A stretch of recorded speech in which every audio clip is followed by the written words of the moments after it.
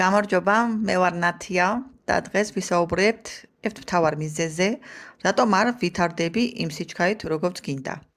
თუ გძნობ, რომ დიდი პოტენციალი გაქვს, მაგრამ თითქოს რაღაც გაჩერებს, ეს ვიდეო შენთვის არის.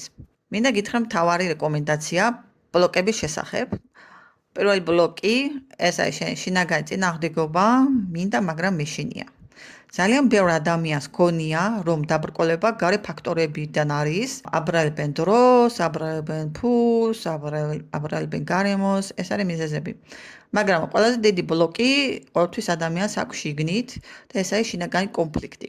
როგორ გამოვლინდება ეს ადამიანებში? ეს ჩვეულებრივ უბრალოდ განიცდი, რომ გინდა განვითარდე, მაგრამ შიგნით ხმა გეუბნება, შინაგანი ხმა გეუბნება, რომ კარგი ხარ, ისეთი ხარ, როგორი შენ გინდა, ან წარმატება საშიშია, სხვადასხვა ესეთი პოზიტიურთან დაკავშირებული ნეგატიური შეგრძნებები. რეალური მაგალითი, რომ მოვიყვანოთ, მაგალითად ვიღაცამ დაიწყო საკუთარი საქმე, მაგრამ პირველი კრიტიკის შემდეგ გაჩერდა. შეაჩერა თავისი განვითარება. რატომ? იმიტომ რომ შიგნით ჯერა, რომ რა არის გამოსავალი. პირველ რიგში უნდა დაუსვა საკუთარ თავს შეკითხვა, რისი გეშენია თუ მართლაც წარმატებული გახდები.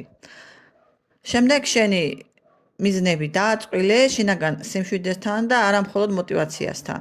როცა შინაგანი წინააღმდეგობა გადაიჭრება, შენი გზაც გამოჩნდება.